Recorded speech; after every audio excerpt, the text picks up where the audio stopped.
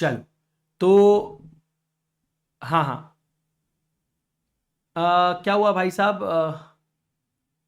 एक मिनट एक मिनट, कुछ तो कोई तो कुछ तो बोला। एक मिनट, मेरे को एक बार बताओ क्या प्रॉब्लम हो रही है वीडियो में, क्या प्रॉब्लम हो रही है?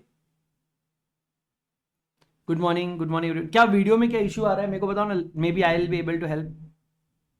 नहीं बेटा, आप भी जस्ट आए, हम लोग भी। रिकॉर्डिंग क्लियर नहीं है? तो अभी जब हम क्लास ले रहे हैं तो क्लियर है, आप बोल रहे हो रिकॉर्डिंग में क्वालिटी थोड़ा डाउनग्रेड हो रहा है। Is that correct?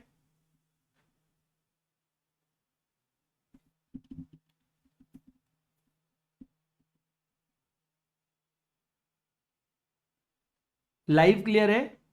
ओके,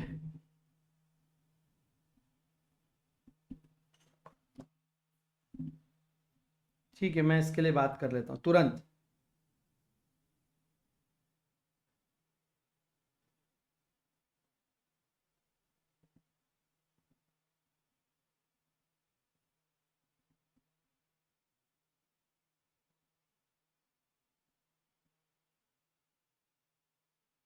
अभी तुरंत मैसेज।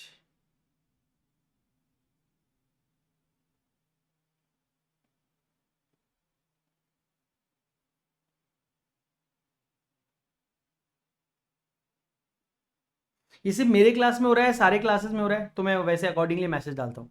सिर्फ मेरे क्लास में है या सबकी क्लास में?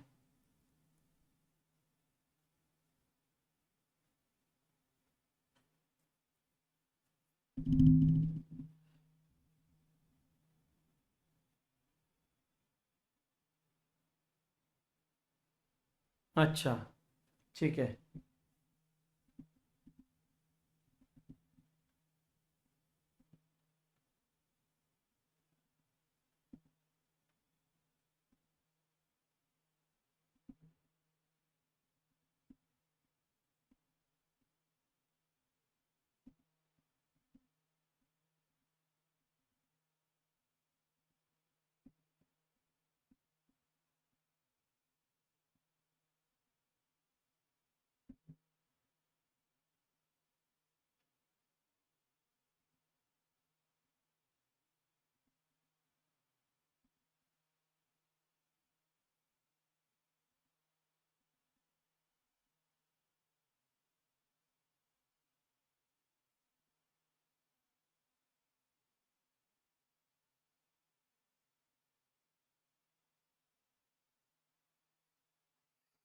मैंने डाल दिया मैसेज, अब रिप्लाई आएगा, मैं आपको बता दूंगा, ठीक है? चलो, ओके। मेरे एंड से, क्योंकि अगर कुछ रिकॉर्डिंग या हमारे एंड से कुछ इंप्रूव करना है तो हम भी करेंगे ना, हमारे को क्या, हमारे एंड से भी कुछ इंप्रूव करना है तो हम कर लेंगे। बट ऐसा ना हो ना कि आप लोग को क्वालिटी नहीं मिल रहा है, वो तो हम बिल्कुल सहन नहीं करेंगे। तो ये मैटर हो गया। अब मैं चलता हूँ और आपको बताता हूँ कि क्यों यहाँ पर थोड़ा सा हमें जाना पड़ता है एमसीए के लॉगिन में। सबसे पहले मैं आपको रियल वर्ल्ड का बता रहा हूँ, रियल मतलब बुक वर्ल्ड में हम बाद में आएंगे, पहले मैं रियल वर्ल्ड में आपको लेके चलता हूँ, बिकॉज हम सब एक चार्टर्ड अकाउंटेंट बनने की कोशिश कर रहे हैं, है ना? We are all like, I am a chartered accountant और आप भी सीए बनना चाहते हो। तो सीए बनना है तो ये बुक का नॉलेज एक हद तक आपको काम आएगा, उसके आगे आपको प्रैक्टिकल नॉलेज की जरूरत है। तो देखो होता क्या है, सारा रजिस्ट्रेशन, आप चाहे कंपनी बना रहे हो या चाहे आप एलएलपी बना रहे हो, सारा का सारा रजिस्ट्रेशन एक ही जगह से आता है। कहाँ से? www.mca.gov.in। ठीक है, मैंने आप लोगों को ये वेबसाइट काफ़ी बार दिखाई है, आपके लिए बिल्कुल वेबसाइट नई नहीं है। मैं आपको एक बार mca.gov.in यहाँ पे मैं आपको लेके चल रहा हूँ। ये हमारी गवर्नमेंट की ministry of corporate, MCA stand for ministry of corporate affairs, ministry of law and justice के अंदर आता है, हमारे सेंट्रल गवर्नमेंट की मिनिस्ट्री है, ठीक है? अब आप एक बार ये मिनिस्ट्री में, आप यहाँ पे एमसीए में आ गए, ठीक है? ये आपकी मेन वेबसाइट है। अब आपको जो भी करना है यहीं से करना है। अब पहले क्या हुआ करता था, पहले आप लोगों को यहाँ पर एमसीए सर्विसेज में, यहाँ पे ई फाइलिंग में आपको दिख रहा है, नहीं कंपनी ई फाइलिंग में जाता रुको, कंपनी ई फाइलिंग में इनकॉर्पोरेशन सर्विस दिख रहा है, देखो रन और स्पाइस प्लस। यहां पर अगर आप स्पाइस प्लस पे क्लिक करते, एक बार देख लो, फिर मैं क्लिक कर रहा हूं। ये जो स्पाइस प्लस फॉर्म दिख रहा है, reserve name for new company incorporation application, है ना, दिख रहा है? आप अगर इस पे क्लिक करते थे, ध्यान से सुनना, एक फॉर्म डाउनलोड करने का लिंक आया करता था। अभी आया क्या? नहीं। अब इन्होंने क्या कर दिया, ये सारी की सारी प्रोसेस एक लॉगिन के पीछे डाल दी कि सर पहले लॉगिन करो, उसके बाद आपको जो काम करना है करो। बट फर्स्ट लॉगिन, अब वो लॉगिन क्रिएट करने में ना मेरी पर्सनल डिटेल बहुत सारे दिख जाएगी आपको, इसलिए थोड़ा सा पंगा है, वरना मैं आपको लॉगिन करके भी अच्छे से दिखा सकता हूँ। मैंने एक्चुअली प्रीवियस क्लास में दिखाया भी है, इन स्पाइट ऑफ दैट अभी वो लॉगिन मेरा चल नहीं रहा, वरना मैं दोबारा दिखा देता। वो कुछ टाइम में वापस डिलीट करते हैं, फिर से रजिस्टर करना पड़ता है एज अ न्यू यूजर। कोई भी बंदा, आप भी आज घर पे बैठ के इसको आराम से आप यहाँ पे रजिस्टर कर सकते हो। मैं अपना फॉरगेट आईडी करके भी एक बार देख लेता हूँ कि अगर फॉरगेट आईडी करके मिल रहा होगा तो, just give me 1 second.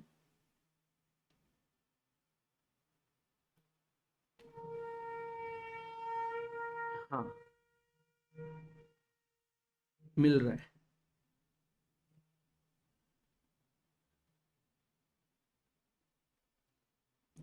OTP आया मेरे को।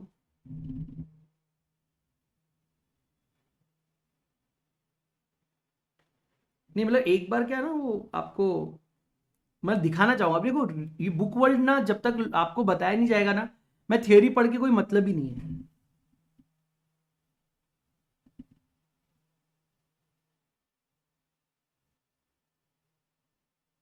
आ गया, आ गया।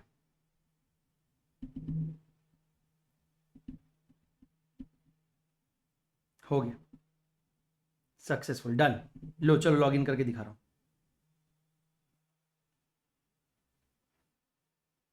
हो गया क्योंकि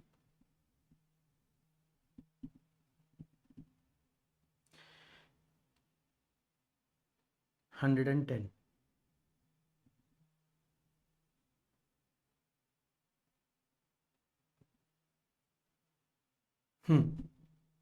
आज तो जब आप लॉगिन कर लोगे, या मेरा लॉगिन होने के बाद आप ऊपर देख सकते हैं, ऊपर आपको हेलो आदर्श दिख रहा होगा। तो अब आप समझ गए ना, हेलो आदर्श दिख रहा है, इसका मतलब मैंने इसमें लॉगिन कर लिया है।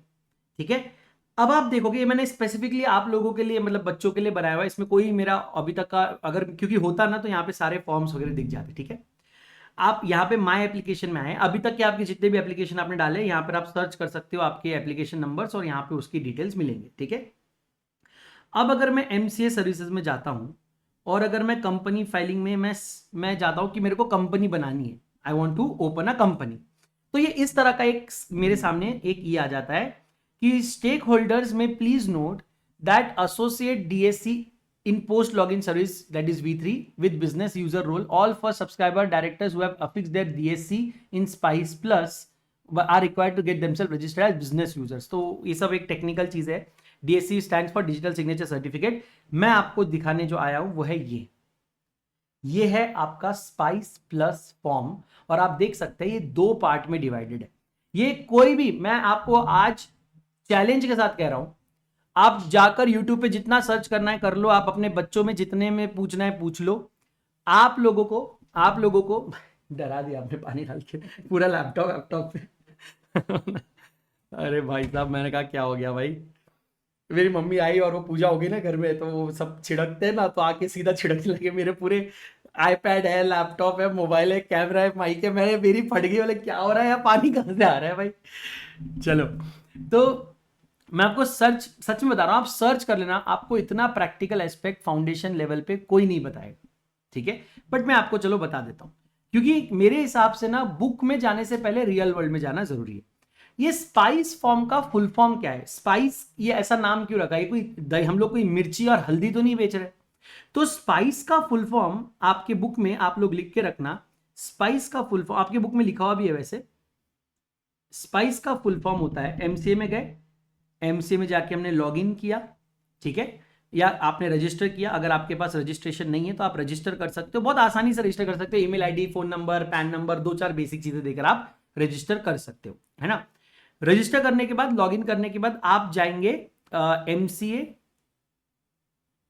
सर्विसेज में, और उसके अंदर अभी देखो, अगर आपको कंपनी बनाना है तो आप कंपनी सर्विसेज में जाओगे, अगर आपको एलएलपी बनाना है तो आप एलएलपी सर्विसेज में जाओगे। ये प्रोसेस मैं एक ही बार बता रहा हूं, एलएलपी में भी सेम प्रोसेस है, मैं दोबारा बताऊंगा नहीं।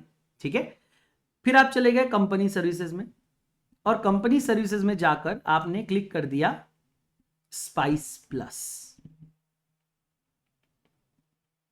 और आपने नोटिस किया क्या, स्पाइस का ई छोटा है, बाकी सब है, बाकी सब कैपिटल है। ठीक है, ये स्पाइस प्लस फॉर्म भरना होता है, और इसके बाद आपकी कंपनी रजिस्ट्रेशन प्रोसेस चालू होती है। अब ये स्पाइस फॉर्म का फुल फॉर्म क्या है? Simplified proforma for incorporating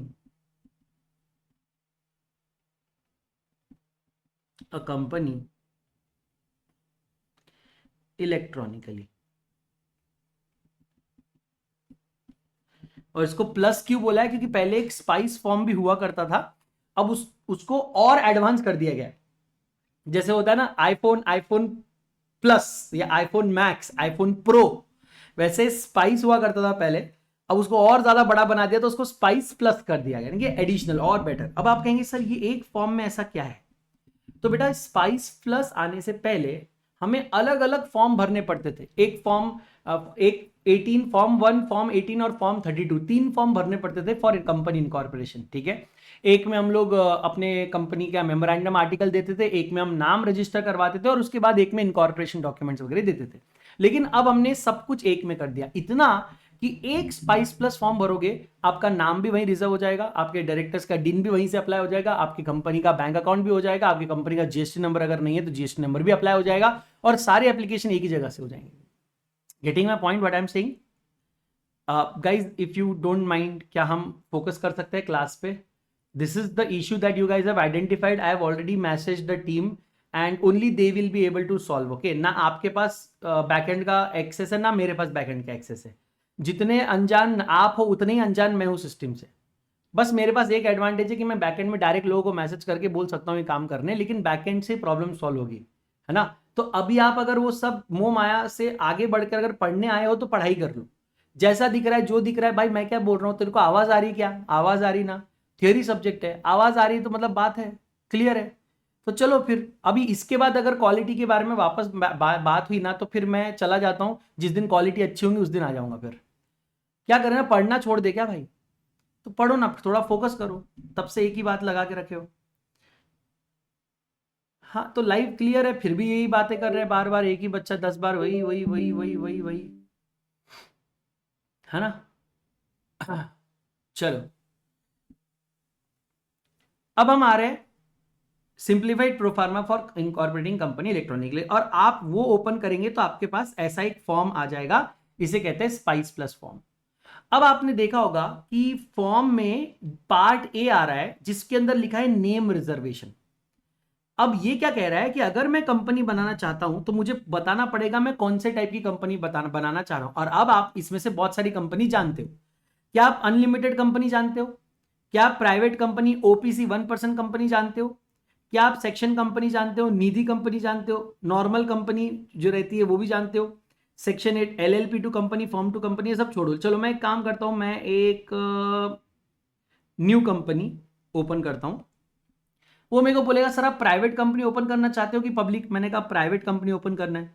sir कौन सी कंपनी, लिमिटेड बाय शेयर्स या लिमिटेड बाय गारंटी? क्योंकि अगर अनलिमिटेड होती तो मैं यहाँ पे अनलिमिटेड सिलेक्ट करता। ये देखो अनलिमिटेड कंपनी, तो बात अलग हो जाती। लेकिन मैंने क्या करा, मैंने न्यू कंपनी बनाने की कोशिश करी है, प्राइवेट कंपनी, और मैं बना रहा हूं कंपनी लिमिटेड बाय शेयर्स। अभी सारी कंसेप्ट आपको पता है। ये अब जो मैं यहाँ पे सिलेक्ट कर रहा हूं ये आपके लिए रैंडम नहीं है, you know each and everything in detail कि सर आप क्या कर रहे हो। समझ में आ रहा है ना? देखो ये होता है मजा पढ़ने का, कि जब पढ़ो और जब रियल वर्ल्ड में, भाई ये मैं रियल कंपनी बना रहा हूं, मैं फॉर्म नेक्स्ट नेक्स्ट करते गया ना, मेरा कंपनी बन जाएगा। जी हाँ, मैं मजाक नहीं कर रहा हूं, मेरा नाम पर कंपनी बन जाएगा। लेकिन अभी उसके प्रोसेस है। सर आपको एक कैटेगरी सिलेक्ट करना है, आप union of government, state government, non government या subsidiary of company incorporate outside India. मैंने कहा मेरी एक नॉन गवर्नमेंट कंपनी, मेरी अपनी खुद की प्राइवेट कंपनी, इसमें किसी गवर्नमेंट का कोई हाथ नहीं है। बोले सर किस इंडस्ट्री में आप बनाना चाहते हो? किस इंडस्ट्री में आप बनाना चाहते हो? मैंने कहा भाई एजुकेशन इंडस्ट्री में कुछ है क्या? देखो एजुकेशन इंडस्ट्री में कुछ है क्या, एजुकेशन इंडस्ट्री में कुछ है क्या? तो वो देखो, तो मैंने सर्च किया। बोले सर एजुकेशनल सपोर्ट सर्विसेज है ना, अदर एजुकेशन। तो मैंने कहा चलो अदर एजुकेशन सर्विसेज में मैंने इसका नाम डाल दिया और मैंने ऐड कर दिया। सर क्या आप कह रहे हो कि बेसिकली आपने यहां पर एक काइंड ऑफ अपना बिजनेस सिलेक्ट कर लिया? यस, बट सर वो तो आगे मेमोरेंडम वगैरह से सारी चीजें फाइंड आउट होगी, बट फिर भी मैं आपको बता रहा हूं, ठीक है? चलो मैंने अपना, अच्छा मैं क्या यहाँ पे मल्टीपल बिजनेस क्या कैटेगरी डाल सकता हूँ? बिल्कुल, मैं यहाँ पे से फॉर एग्जांपल मैं लीगल सर्विसेज भी डाल सकता हूँ, ठीक है? अब वो यार ये ना वेबसाइट ना, ये वेबसाइट ना एक्चुअली आईपैड पे बराबर नहीं चलती, वही पंगा है, ठीक है, आईपैड पे बराबर नहीं चलती। लेकिन मैं बताता हूँ, वापस ट्राई करता हूँ आपको। मैं क्यों बताना चाह रहा हूँ, ये भी मैं सब पढ़ाने वाला हूँ, ठीक है। Company limited by shares, non government company, education डाला पहले मैंने, मेरे को एजुकेशनल सपोर्ट सर्विसेज या कोई भी एक sorry other educational services add कर दिया। मेरे को और करना था तो मैंने लीगल डाल दिया या अकाउंटिंग डाल दिया, ठीक है।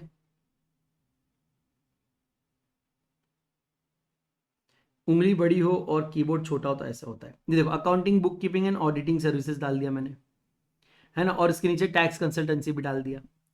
मैं चाहे उतने यहां पर अपने बिजनेसेस डाल सकता हूं, ठीक है। अब उसके बाद क्या होगा, उसके बाद आएगा मेन एनआईसी कोड। यानी ये अब एनआईसी कोड जो आ रहा है ना, ये एनआईसी कोड जो ऊपर आपने सब्जेक्ट सिलेक्ट किए हैं उसके हिसाब से हर क्लास और कैटेगरी के बिजनेस या जॉब को या सर्विस को एक कोड दिया गया है, ताकि हम कौन सा व्यक्ति क्या बिजनेस कर रहा है आइडेंटिफाई कर पाए। तो मैंने कहा कि मेरे बहुत सारे काम है, आप देखो यहाँ पे ध्यान से देखना, वर्ड लिखा है मेन एनआईसी कोड। बोले सर आपके बहुत सारे काम है, लेकिन आपका मेन काम है अदर एजुकेशनल सर्विसेज प्रोवाइड करना। बाकी आप बुक कीपिंग, अकाउंटिंग और ये सारी काम भी कर सकते हो, मैं रोकूंगा नहीं, लेकिन आप जिस पर्पस के लिए बने हो वो पर्पस है other educational accounting book keeping services, ठीक है। उसमें इन्होंने सारे कोड डाल दिए। अब आप मेरे को बताओ आप किस नाम से अप्लाई करना चाहते हो। अब सुनना मेरी बात, अब मेरी सबसे इंपॉर्टेंट बात सुनना। एक कंपनी कभी भी ऐसे नाम से नहीं बन सकती जो नाम की कंपनी ऑलरेडी एग्जिस्ट करती है, ना ही सिमिलर नाम से बन सकती है। फॉर एग्जांपल आज की डेट में क्या मैं रिलायंस के नाम पे कोई कंपनी बना सकता हूं, for example Reliance info solutions private limited, sir मेरे को अलाउ नहीं किया जाएगा, क्योंकि वो कंपनी का नाम अगर मुझे यूज करने दिया तो मैं रिलायंस कंपनी के गुडविल का इस्तेमाल करूंगा अपने प्राइवेट कंपनी के लिए, which is not fair, which is wrong. And therefore मेरे को उन्होंने बोला कि आप अपना नाम ऐसा सिलेक्ट करो जो किसी और से मैच ना करे। मैंने कहा ठीक है, मैं एक नाम रख देता हूं, फ्यूचर ऑफ एजुकेशन। एक नाम रख देता हूं मैं आदर्श जोशी प्राइवेट लिमिटेड, है ना, अपने को कौन सा बनानी है, समझ रहे हो। और मैंने कहा कि चेक करो कि किसी का ट्रेडमार्क या किसी का नाम कॉपी तो नहीं हो रहा है।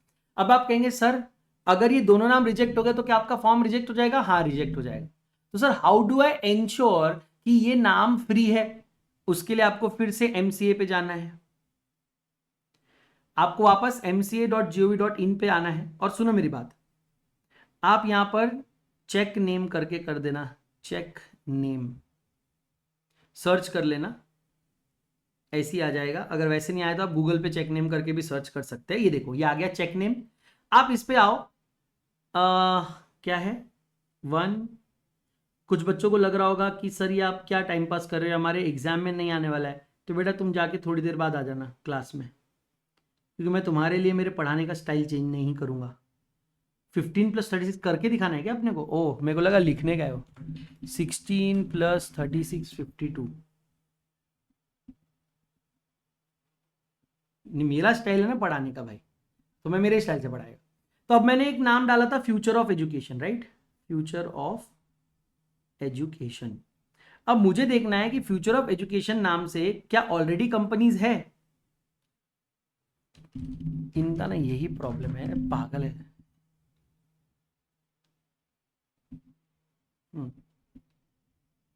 चल ले भाई,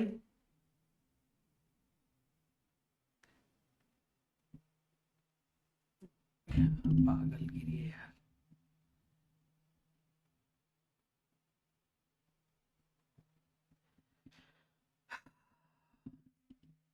ये थोड़ा करता है ऐसा, ये ना गवर्नमेंट वेबसाइट से ज्यादा उम्मीद नहीं करना।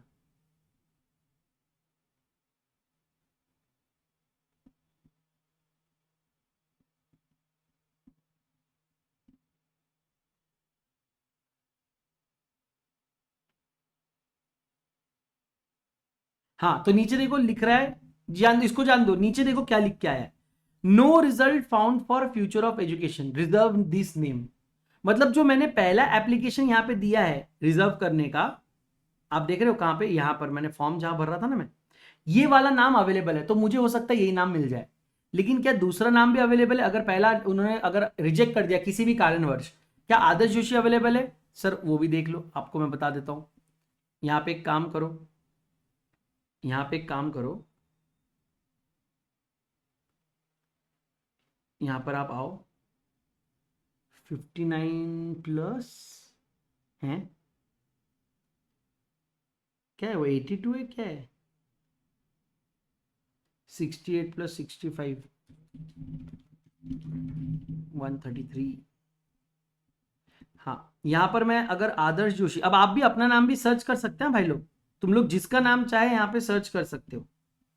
तुमको अगर किसी नाम से कंपनी बनाना है तो देख लो भाई। 7 बोलता है आदर्श जोशी नाम से भी मेरे को कोई कंपनी नहीं मिली, तो इसका मतलब मैं आदर्श जोशी प्राइवेट लिमिटेड नाम भी अपने लिए रख सकता हूं, है ना।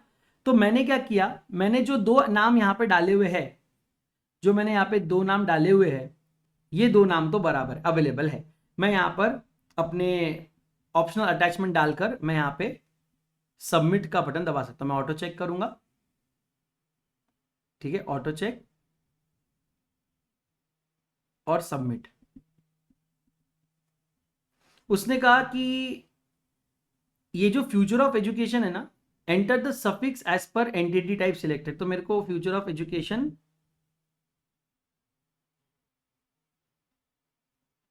प्राइवेट लिमिटेड लगाना पड़ेगा।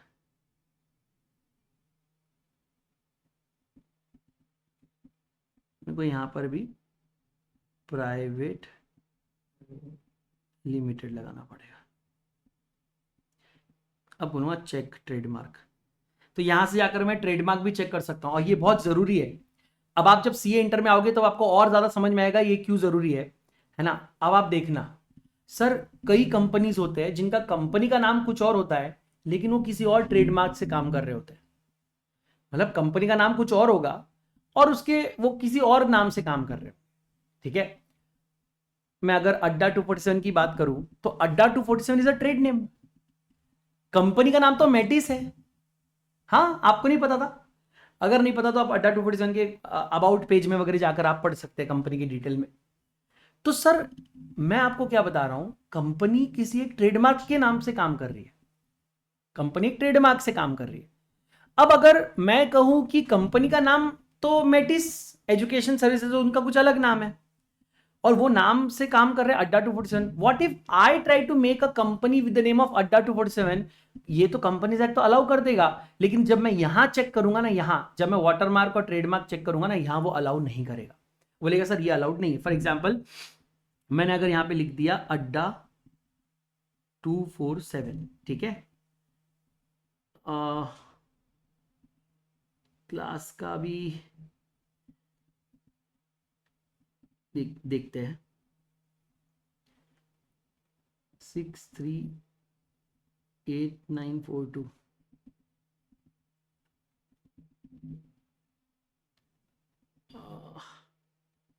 इसमें अभी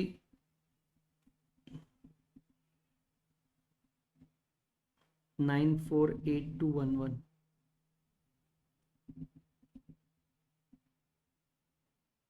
तो उस इसमें रिकॉर्ड में अवेलेबल नहीं है उस रिकॉर्ड में, लेकिन मेरे को अलग अलग रिकॉर्ड चेक करने पड़े। मेरे को क्लास डिटेल्स जाकर अलग अलग क्लास के ना जो मैंने नंबर डाले, इससे अलग अलग क्लासेस होते हैं, ठीक है। अब उसमें मेरे को ना क्लास नंबर डाल के यहां से सिलेक्ट करके सही क्लास नंबर पे सर्च करना पड़ेगा कि मतलब इस नाम का कोई ऑलरेडी यूज कर रहा है कि नहीं, ठीक है। वो ट्रेडमार्क मैं यूज करने के बाद ही यहां पर आके आगे प्रोसेस अपना बढ़ा सकता हूं, क्योंकि मेरे को एंश्योर करना है कि मेरा ये नाम किसी और कंपनी के ट्रेडमार्क से भी मैच नहीं होना चाहिए, कंपनी से भी मैच नहीं होना चाहिए, एलएलपी से भी मैच नहीं होना चाहिए, उस कंपनी के ट्रेडमार्क से भी मैच नहीं होना चाहिए। इतना सब प्रोसेस देखने के बाद, है ना, नेम सिमिलैरिटी अलर्ट्स, देखो भाई आप जिस नाम से बिजनेस ओपन करने का सोच रहे हो उस नाम से मिलते जुलते कई सारे कंपनीज है, तो थोड़ा आप ध्यान रख लेना। जैसे जैसे future focus education private limited नाम की कंपनी है, digital future of education private, अब देखो मेरा नाम है future of education, there is already a company with the name of digital future of education. अब आप देखो सर कंफ्यूजन तो हो सकता है ना। आपका नाम फ्यूचर ऑफ एजुकेशन, उनका नाम डिजिटल फ्यूचर ऑफ एजुकेशन, तो कोई भी आप दोनों को सेम पकड़ सकता है, तो मेरे लिए खतरा है। अगर मैं चाहूं, अगर मैं मतलब सेंसिबल हूं, तो मैं शायद ये नाम इस्तेमाल ना करूं। क्यों? क्योंकि फिर वो कंफ्यूजन हो जाएगा, किसी और के नाम से मिलता जुलता है। आप समझ रहे हो? तो अवॉइड करो। अब जैसे Joshi corporation already, Joshi and company LLP है, आदर्श प्राइवेट लिमिटेड ऑलरेडी है। आप देख रहे हो, वो अपने को खुद बता रहा है कि सर जिस नाम से आप अपनी कंपनी ओपन करने की कोशिश कर रहे हो, उस नाम से मिलते जुलते इतने नाम, अब देखो ना नीचे देखो, फ्यूचर फोकस, ये सारे नाम ऑलरेडी अवेलेबल है। देखो digital future of education private limited भी अवेलेबल है। तो आप सोच समझ के अप्लाई करो ये नाम से, ये आपको क्लियरली बता रहा है। ये इंटर में आपको और ज्यादा समझेगा कि क्यों ये नाम के लिए बहुत सीरियस है। अभी तो मैं आपको बेसिक बता रहा हूं। तो सबसे पहला मुझे रियलाइज हुआ कि जो पार्ट ए है हमारे इसका, जो पार्ट ए है, वो पार्ट ए के अंदर हम लोगों को रिजर्वेशन ऑफ नेम के लिए बोल रहे हैं, रिजर्वेशन ऑफ नेम। और रिजर्वेशन ऑफ नेम करने के लिए एक प्री रिक्विजिट है कि आपने इससे पहले रन कंपनी, रन का फॉर्म भरना पड़ेगा आपको। रन का फॉर्म क्या मतलब, क्या होता है? Run reserve unique name. अगर आप एलएलपी बना रहे हो तो रन एलएलपी करके फॉर्म होता है, reserve unique name for limited liability partnerships. तो पहले आपको ये फॉर्म भर के अपना नाम रजिस्टर करना पड़ता है अलग से। लेकिन अगर आप स्पाइस प्लस फॉर्म भर रहे हो तो आपको वो भी अलग से करने की जरूरत नहीं, इसका पार्ट 1 में रिजर्वेशन ऑफ नेम ऑलरेडी आपका हो रहा है। जब ये पार्ट 1, अब आप बोलेंगे सर इसका पार्ट बी क्यों नहीं मिल रहा है, इनकॉर्पोरेशन डॉक्यूमेंट्स जो है वो क्यों नहीं मिल रहा है? बेटा वो इसलिए नहीं मिल रहा है कि पहले आपका नाम रिजर्व होगा, उसके बाद ये लोग आगे बातें करेंगे। जी हाँ, वो बोल रहे हैं कि पहले आप नाम रिजर्व कर लो, उसके बाद जब आपका नाम रिजर्व हो जाएगा, सब हो जाएगा, तब मैं आपको पार्ट बी में लेके जाऊंगा, जहां पर हम आपसे आपके अभी मैं आपको बुक में बताने वाला हूं क्या क्या चीजें मांगी जाएगी। नाम एक बार रिजर्व हो जाए उसके बाद मैं आपसे आपकी सारी इंफॉर्मेशन मांगूंगा। मैं आपसे मेमोरेंडम मांगूंगा, आर्टिकल्स मांगूंगा, डिक्लेरेशन मांगूंगा, डिटेल्स मांगूंगा, हर एक मेंबर की डिटेल्स मांगूंगा। बहुत सारी डिटेल्स मांगने के बाद मैं आपका कंपनी बनाने का प्रोसेस चालू करूंगा। सो ये पार्ट बी कब आएगा? जब पार्ट ए क्लियर हो जाएगा, हमारा नाम यहां पर फिक्स हो जाएगा। ठीक है? और पार्ट बी के अंदर आपके अदर डिटेल्स है ना, अदर इनकॉर्पोरेशन डिटेल्स आ जाएंगे। इनकॉर्पोरेशन डिटेल्स, जो बच्चे मेरे से लॉ पढ़ के प्रैक्टिस करने जाएंगे सीए इंटरमीडिएट में, वो लोग बाकी बच्चों से काफी आगे होंगे। बिकॉज बाकी बच्चों ने ना कभी जीवन में, उनको ये एमसीए का वेबसाइट के बारे में भी शायद ना ढंग से पता हो। और आपको ये ऑलरेडी पता है कि स्पाइस प्लस फॉर्म होता है, उसमें ये सारी इंफॉर्मेशन भरनी पड़ती है, ऐसे ऐसे नाम चेक करना पड़ता है, और उसके बाद आप कैसे अपने नाम के लिए अप्लाई कर सकते हो। यहाँ पे देखो ऑटो चेक, सबमिट, सारा ऑप्शन आपके पास अवेलेबल है। देखो अच्छा, आपको डोमेन चेक करना है, आप डोमेन भी चेक कर सकते हो कि सर क्या ये future of education .com available है क्या, आदर्श जोशी .com अवेलेबल है क्या, आप वो भी चेक कर सकते हो। वहीं से एक ही फॉर्म, मैं बोल रहा ना, मैं क्यों बोल रहा हूं इसको सिंप्लीफाइड प्रोफार्मा, आपको जितनी भी चीजें करनी पड़ती है ना कंपनी बनाने, वो सारी चीजें एक ही नंबर से हो जाती है, एक ही फॉर्म से हो जाती है। ठीक है? अभी चल नहीं रहा है, बहुत सारी चीजें हमें पता है कि चलती नहीं है ढंग से। ये सारी चीजें हो गई। अटैचमेंट अगर आप कुछ करना चाहे तो कर लो, एरर्स वेरर्स कुछ है नहीं, ऑटो चेक हमने कर लिया है ना। अब देखो वो क्या बोल रहा है, बोल रहा है सर ये future of education private limited और आदर्श जोशी प्राइवेट लिमिटेड, हम आपको ये नाम नहीं दे सकते। मैंने कहा क्यों? बोले सर क्योंकि ये नाम सिमिलर है to the name of existing company, Future Focus Private Limited, है ना, LLP Joshi Corporation Limited, Future Brain Education, इन लोगों से मिल रहा है, इसलिए ये नाम हम आपको अलाउ नहीं करते। चलो ठीक है, मैंने नाम हटा दिया। बताओ बेटा और कोई नाम है आपके पास सजेशन में? मैंने एक रैंडम नाम लेता हूं जो किसी से मैच नहीं होगा, AQRTY प्राइवेट लिमिटेड। ये कुछ स्पेलिंग बन ही नहीं रहा ना, तो ये नाम से कोई कंपनी नहीं रहेगी। मैं ऐसे रैंडम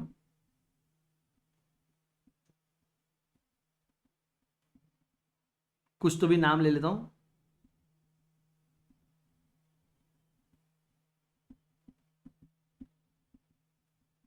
मुझे पता है इस नाम से कंपनीज नहीं रहेगी। मैं आपको आगे की प्रोसेस बताना चाहता हूं बस, ठीक है? हाँ, अब आपको मैं बोल रहा हूं ऑटो चेक।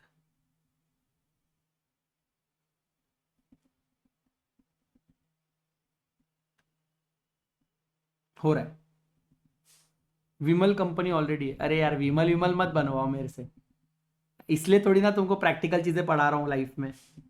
तो क्या बोला है, what if enter the suffix as per the entry type. भाई साहब ऑलरेडी कुछ है, ये भी भाई मैच कर रहा है, क्या ही करे बताओ।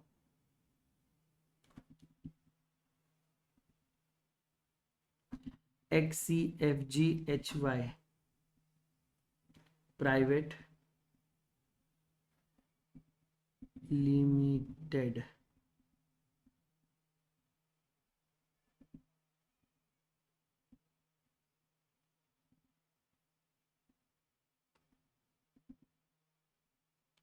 सोचो ना, वो नाम भी कहीं से आ गया।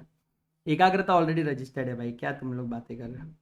हाँ अब देखो, अब देखो वो क्या बोला कि इस नाम पे कोई मेरे को अवेलेबल, मतलब कोई प्रॉब्लम नहीं है, मैं चाहूं तो इसको सबमिट कर सकता हूं। अब रुको, यहां रुको, मैं यहां पर दो ऑप्शन मेरे पास है कि अभी मैं सिर्फ नेम रिजर्वेशन के लिए ट्राई कर रहा हूं, और या मैं पूरा कंपनी बनाना चाहता हूं। मैं यहां से कंटिन्यू नहीं कर सकता। क्यों? सीए इंटरमीडिएट में जब आप आओगे तब आपको पता चलेगा कि फालतू या फेक नाम से नेम रिजर्व करने के लिए पेनल्टी लगती है। अगर मैं अभी ये कंटिन्यू का बटन दबा दूं, अगर अभी मैं कंटिन्यू का बटन दबा दूं, तो मेरे ऊपर पेनल्टी लग जाएगी, बिकॉज मैं without an intention of actually incorporating a company, मैं यहां पर ये क्लेम, मैं यहां पर ये प्रोसेस करने की कोशिश कर रहा हूं। ये कानूनन अपराध है। फेक कंपनीज बनाना या फालतू में कंपनीज बनाना, ये बेटा मजाक नहीं है कंपनी बनाना। अगर मैंने यहां पे कंटिन्यू कर दिया और मैंने नेम रिजर्वेशन कर दिया, तो मेरे ऊपर पेनल्टी लग जाएगी। बिकॉज गवर्नमेंट बोलती है कि हमको खर्चा लगता है, ये सारा आप जो कर रहे हो ना, ये सब फ्री फोकट में नहीं होता। हमारे बैकएंड में एम्प्लॉइज जो बेचारे चेक करते हैं नाम अवेलेबल है क्या, 50 चीजें चेक करके फिर आपको नेम रिजर्व करते हैं या कंपनी इनकॉर्पोरेशन की प्रोसेस चालू करते हैं। तो आप ये मजाक में मत करना, इसलिए मैं यहां पे इसको कैंसिल कर रहा हूं, समझे। लेकिन अगर मैं वहां कंटिन्यू कर देता तो क्या होता, सीए इंटर में आपको पता चलेगा, यहां से नेम रिजर्वेशन की प्रोसेस चालू हो जाती। 15-20 दिन बाद, 25 दिन बाद मुझे एक मैसेज आ जाता, या नॉर्मल प्रैक्टिकल केस में नेक्स्ट वीक में मैसेज आ जाता, या विद इन अ वीक या with in few days message आता कि ये नाम आपके लिए रिजर्व कर लिया गया है। मतलब हमारा पार्ट ए जो भरा हमने, ये काम हमारा सक्सेसफुल हो गया कि हमारा नाम रिजर्व हो गया। अब जैसे ही नाम रिजर्व हो गया, अब आपका पार्ट बी एक्टिवेट हो जाएगा और आपसे इनकॉर्पोरेशन डॉक्यूमेंट मांगा जाएगा। अब इनकॉर्पोरेशन डॉक्यूमेंट में क्या क्या मांगते हैं, तो सर इनकॉर्पोरेशन डॉक्यूमेंट में सबसे पहले आपसे मांगा जाएगा आपका मेमोरेंडम और आर्टिकल्स। क्या मांगा जाएगा? Memorandum and article. अब let us understand what is memorandum and what is article. अब मैं धीरे से प्रैक्टिकल दुनिया से निकालकर आपको मैं किताबों की दुनिया में लेके जा रहा हूं। मेरा ये पूरा प्रोसेस पढ़ाने का तरीका बहुत अलग है।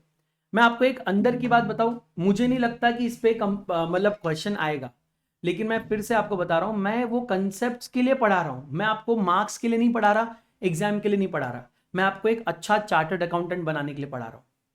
तो मेरे को कोई फर्क नहीं पड़ता whether they ask question on this और नॉट, लेकिन मेरे पढ़ाने का तरीका यही रहेगा।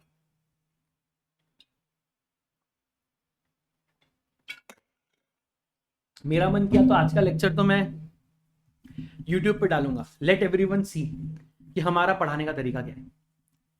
तो आप मेमोरेंडम और आर्टिकल्स लेंगे। अब मेमोरेंडम क्या होता है? सर मेमोरेंडम जो होता है ना, वो एक चार्टर होता है। वो डिफाइन करता है कि ये कंपनी क्या है, क्यों है, कहां है, कैसे है, कब से है, बेसिक चीज है। फॉर एग्जाम्पल मेमोरेंडम के अंदर देर आर 5 क्लॉजेस।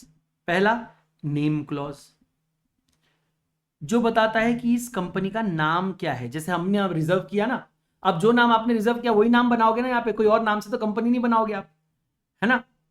हाँ, दूसरा एड्रेस क्लॉज, या इसे आप डोमिसाइल क्लॉज भी कह सकते हैं, जिससे हमें पता चलता है ये कंपनी कहां लोकेटेड है।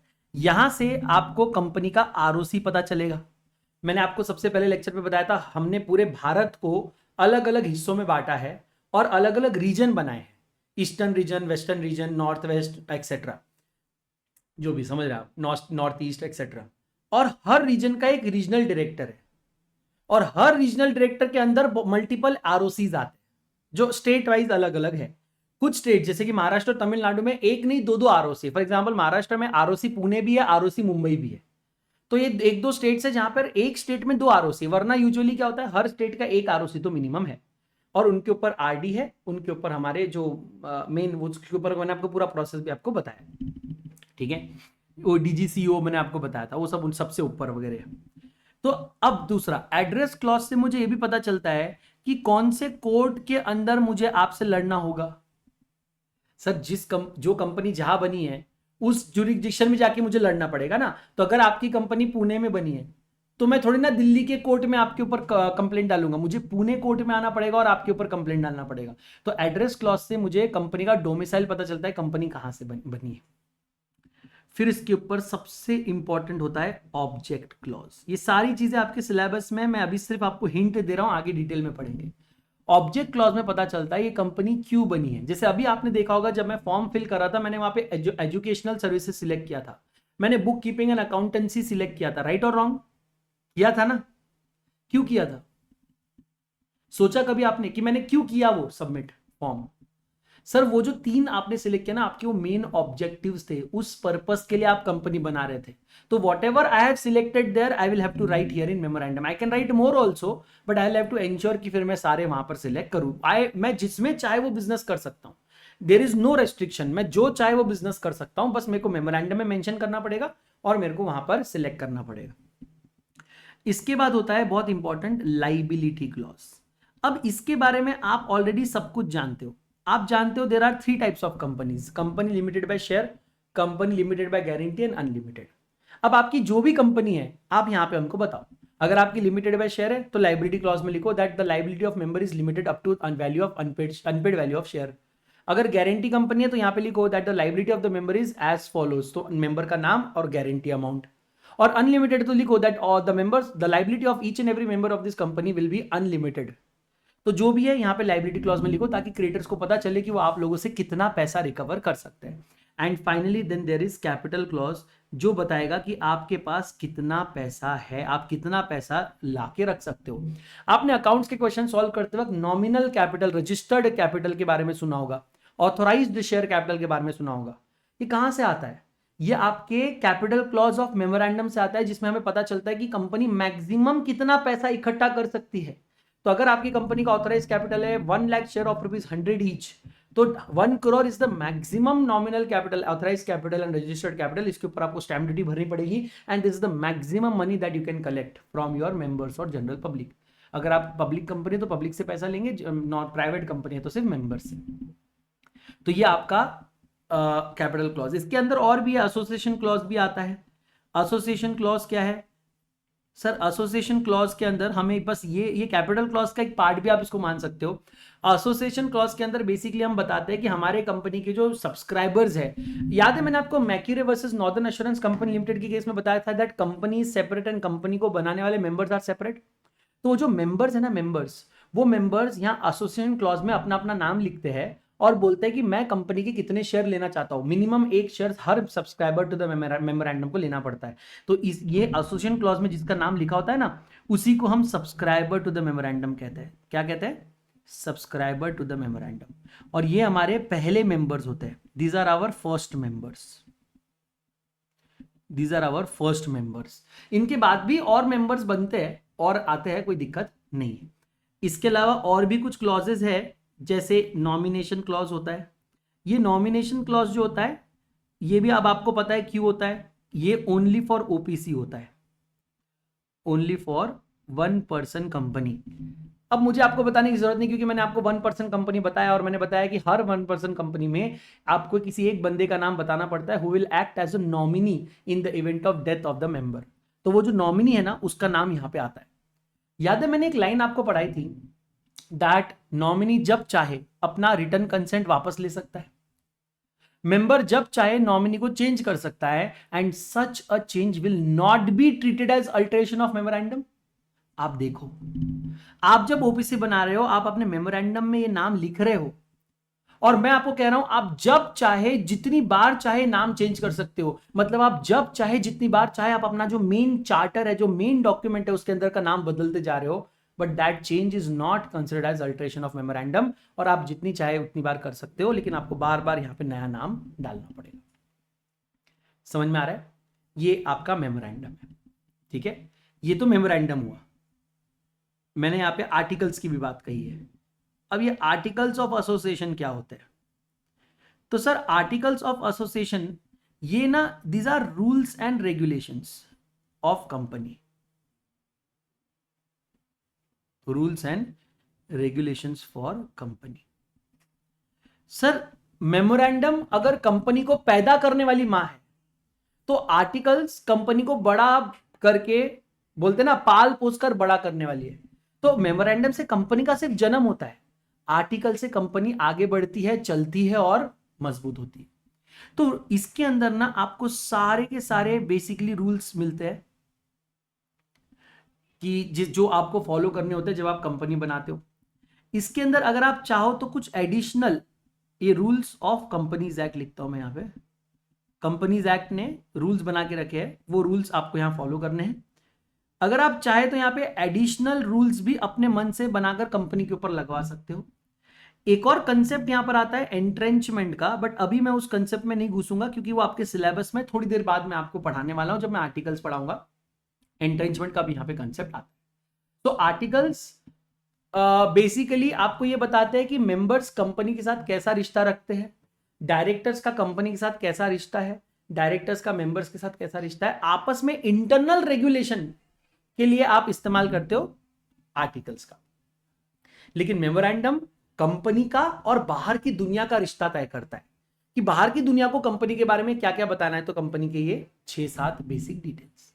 तो ये दो जो डॉक्यूमेंट्स है, ये सबसे इंपॉर्टेंट डॉक्यूमेंट है और आपको पहला स्टेप जो है आपका इनकॉर्पोरेशन का, उसमें आपको ये 2 डॉक्यूमेंट्स देने हैं। पहले बोलो यहां तक समझ में आया तो मैं आगे जाता हूं, यहां तक समझ में आया तो मैं आगे जाता हूं।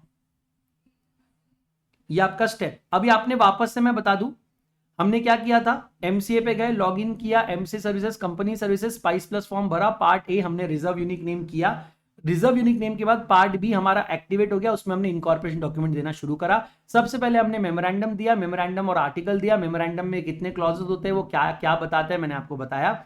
आर्टिकल्स क्या होता है वो भी मैंने आपको बताया। अब जो स्टेप नंबर 2 आता है, वो स्टेप नंबर 2 है डिक्लेरेशन। एक लाइन होती है, उसमें एक डिक्लेरेशन दिया रहता है, और ये जो डिक्लेरेशन दिया जा रहा है ना, ये डिक्लेरेशन दिया जा रहा है फ्रॉम द फर्स्ट डायरेक्टर्स, जो भी आपके कंपनी के फर्स्ट डायरेक्टर्स है, और जो आपके कंपनी के person engage in the formation, experts engage in the incorporation. अब एक बात समझना, सर आप चार्टर्ड अकाउंटेंट है, मैं चार्टर्ड अकाउंटेंट हूं, ठीक है? यस सुफू बेटा, please hold on to your questions till the end of this class. Yes, they are public document according to section 299 of the companies act, but process से जाएंगे बेटा, सब पढ़ाऊंगा मैं, बीच में छोड़ के भागने वाला नहीं हूं, मम्मी कसम, पूरा पढ़ाऊंगा मैं तुमको, डोंट वरी। ये जो डिक्लेरेशन दिया जा रहा है, आपके जो कंपनी के फर्स्ट डायरेक्टर्स है और हमारे कंपनी के जो एक्सपर्ट्स, अब देखो आप और मैं चार्टर्ड अकाउंटेंट है, मैं चार्टर्ड अकाउंटेंट हूं, इसलिए मैंने ये पूरा प्रोसेस अपने आप कर पा रहा हूं। देख रहे हो, ये गवर्नमेंट का फॉर्म भरने का पूरा प्रोसेस मैं अपने आप से कर पा रहा हूं। क्यों कर पा रहा हूं, कैसे कर पा रहा हूं? मैं ये कर पा रहा हूं क्योंकि मैं एक चार्टर्ड अकाउंटेंट हूं, मुझे पता है मैं क्या कर रहा हूं, मुझे पता है कि मैं टाइप ऑफ कंपनी में मुझे क्या सिलेक्ट करना है, मुझे पता है क्लास में क्या सिलेक्ट करना है, मुझे हर एक डिफरेंट क्लास ऑफ कंपनीज का डिफरेंस पता है। क्या आपको लगता है एक साइंस बैकग्राउंड के आदमी, या कोई डॉक्टर होगा, या कोई इंजीनियर है, कोई सॉफ्टवेयर डेवलपर है, या कोई बिजनेसमैन है, तो उसको ये सारी चीजें पता होगी टेक्निकल, उसको ये प्रोसेस पता होगा, उसको पता होगा कौन से डॉक्यूमेंट्स अपलोड करना है, मेमोरेंडम क्या होता है, आर्टिकल क्या होता है, उसको बनाते आएगा ये सारी डॉक्यूमेंट्स? नहीं। तो क्या इसका मतलब उन लोगों को किसी एक्सपर्ट का मदद लेना पड़ेगा for company formation? Sir expert से आपका मतलब क्या है? जैसे CA, CS, C cost and management accountant, अब उसको क्या नाम दूं मैं, सीएमए लिख देता हूं, है ना? या आपको advocate, LLB advocate, lawyers advocate जो भी है ना? क्या आपको नहीं लगता उन लोगों को ऐसे एक्सपर्ट्स की जरूरत होगी जिनको ये सारी चीजें समझती है और जो कंपनी बनाने में मदद कर रहे हैं? है ना।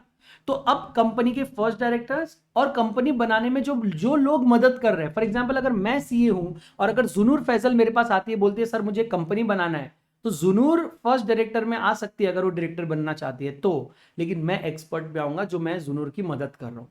अब हम लोगों से एक डिक्लेरेशन लिया जा रहा है, ध्यान से सुनना, हम लोगों से क्या डिक्लेरेशन लिया जा रहा है, हम लोगों से डिक्लेरेशन लिया जा रहा है that we have complied with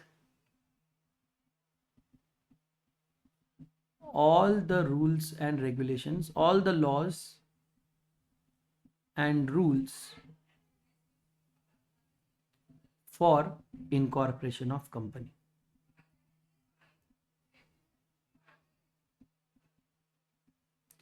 And matters incidental और precedental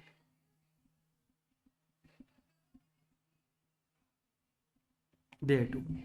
इंसिडेंटल प्रेसिडेंटल मतलब, इंसिडेंटल का मतलब होता है कंपनी बनने के जस्ट बाद, और प्रेसिडेंटल मतलब कंपनी बनने से जस्ट पहले जो भी मैटर्स हमें है ना करने पड़ते हैं, वो सारे मैटर्स हमने कंप्लीट किए। यानी हम कसम खा रहे, मैं एक्सपर्ट बाहर का आदमी कसम खा रहा हूं कि इस कंपनी को बनाने के लिए जितने भी लॉस फॉलो करने थे हमने किए। अब आप भी जानते हो, मैं भी जानता हूं, ये कसम खाना कोई मजाक नहीं है। ये कसम खाना कोई मजाक है क्या? सर नहीं है। क्यों मजाक नहीं है? क्योंकि मेरी डिग्री लगी है भाई। अगर मैं चार्टर्ड अकाउंटेंट हूं और मैं एक अपने क्लाइंट के लिए कंपनी बनाते हुए कसम खा रहा हूं कि मैंने इस कंपनी को बनाने के लिए सारे रूल्स एंड रेगुलेशन फॉलो किए, कल को अगर पता चला कि मैंने कोई रूल ब्रेक किया है, आप तो जाओगे, कंपनी तो जाएगी, अबे मेरी डिग्री जाएगी भाई। मैंने जो इतने साल की मेहनत करके चार्टर्ड अकाउंटेंट की डिग्री कमाई है, वो आपके एक कंपनी बनाने में मैं क्या झोंक दूं क्या उसको? तो आपको मालूम है कि ये डिक्लेरेशन का इंपॉर्टेंस कितना ज्यादा है, और इस डिक्लेरेशन की वजह से गवर्नमेंट एकदम संतुष्ट हो जाती है कि भाई ये कंपनी ईमानदारी से बनी है। और अगर उनको कोई गड़बड़ मिलती है तो वो कंपनी की भी वाट लगाएंगे, वो कंपनी के फर्स्ट मेंबर्स की वाट लगाएंगे, डायरेक्टर्स की वाट लगाएंगे, और उन एक्सपर्ट्स की भी वाट लगाएंगे जिन्होंने इस कंपनी को बनाया। समझ में आ रहा है? इसके बाद आता है स्टेप नंबर 3, एक और डिक्लेरेशन लेने की कोशिश कर रहे हैं। डिक्लेरेशन का मतलब पता है ना आपको? कसम खाना। डिक्लेरेशन मतलब कसम, ठीक है। यहां पे फर्स्ट डायरेक्टर और एक्सपर्ट्स ने कसम खाई। अगला जो डिक्लेरेशन है ये भी फर्स्ट डायरेक्टर्स दे रहे हैं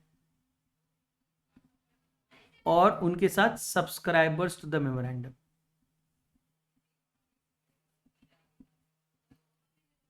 यानी जो जो भी फर्स्ट मेंबर्स है वो लोग ये डिक्लेरेशन दे रहे हैं। तो डायरेक्टर्स और मेंबर्स, सर क्या इनमें सेम भी हो सकते हैं? डायरेक्टर्स मेंबर सेम भी हो सकते हैं, अलग भी हो सकते हैं, कोई प्रॉब्लम नहीं है। अब ये लोग क्या डिक्लेरेशन दे रहे हैं? तो इन लोगों से एक नहीं, दो नहीं, इन लोगों से 3 डिक्लेरेशन लिया जा रहा है। पहला, they have not made default with respect to promotion, formation और मैनेजमेंट ऑफ द कंपनी। कि भाई हम कसम खाते हैं कि आज से पहले हमने कभी भी किसी भी कंपनी को बनाने में, यानी प्रमोट करने में, कंपनी को फॉर्म करने में, कंपनी को बनाते वक्त, प्रमोट करना मतलब कंपनी बनाने से पहले की प्रोसेस, इनकॉर्पोरेट और फॉर्मेशन मतलब कंपनी बनाने की प्रोसेस, और मैनेजमेंट मतलब कंपनी बन जाने के बाद की प्रोसेस, हमने कभी भी जीवन में कंपनी को बनाने से पहले की प्रोसेस, कंपनी बनाते वक्त की प्रोसेस और कंपनी बनाने के बाद मैनेजमेंट की प्रोसेस में कभी कोई लफड़ा नहीं किया है, झोल नहीं किया है, कभी कोई गलती नहीं करी। इतना ही नहीं, तो हम लोगों ने कभी कोई नो फ्रॉड और मिसफिजेंस, है ना, during last I think last 2 years है। एक जस्ट क्विकली मुझे एक बार चेक करने दो।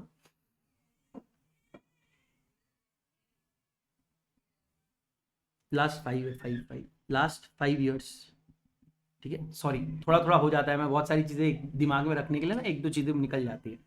कि भाई मैंने कभी भी लास्ट 5 ईयर्स में कंपनीज एक्ट के अंदर या किसी भी अदर लॉ के अंदर मैंने कभी भी कोई फ्रॉड या मिसफिजेंस नहीं किया। देखो फ्रॉड बहुत बड़ी चीज है भाई, फ्रॉड इन्हें बहुत गहरी चीज हो गई कि फ्रॉड नहीं किया भाई। कंपनी बनाने के लिए मैंने जीवन में कभी लाइफ में ऐसा कोई फ्रॉड वॉर्ड नहीं किया। और तीसरा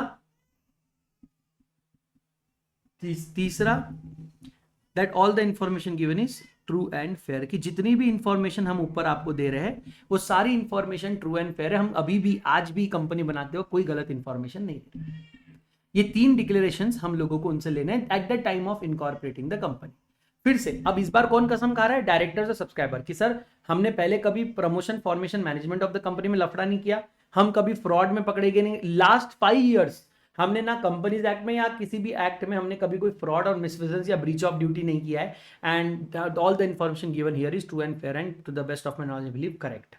अब ये वाला बड़ा इंपॉर्टेंट डिक्लेरेशन है, आपको बाद में आगे जाके पता चलेगा कि क्यों ये वाला सबसे इंपॉर्टेंट है। थोड़ी देर रुको, आपको पता चलेगा ये क्यों सबसे इंपॉर्टेंट है।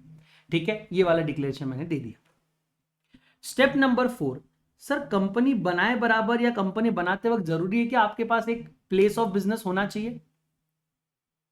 तो लॉ कहता है आप एक काम करो, आप मुझे एक एड्रेस दो फॉर कम्युनिकेशन।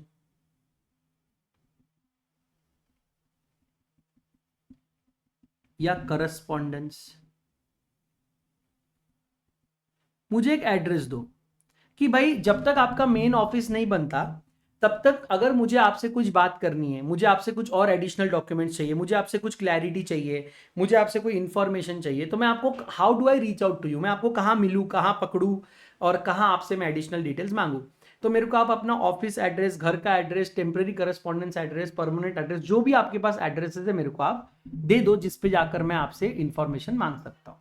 जो एड्रेस आप यहाँ पे एड्रेस फॉर करस्पॉन्डेंस में दोगे, जो ईमेल आईडी, जो फोन नंबर आप यहाँ पे दोगे, उसी ईमेल आईडी, उसी फोन नंबर और उसी एड्रेस पे हम सारा कम्युनिकेशन करेंगे। तो हमें कुछ इंफॉर्मेशन चाहिए, हम वहीं पे लेटर लिखेंगे, वहीं पे ईमेल लिखेंगे, वहीं पे फोन करेंगे।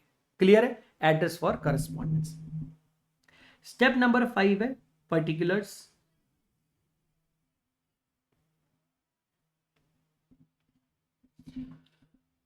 फाइव सिक्स सेवन ये तीनों पर्टिकुलर्स पर्टिकुलर्स पर्टिकुलर्स है। पर्टिकुलर्स मतलब इंफॉर्मेशन।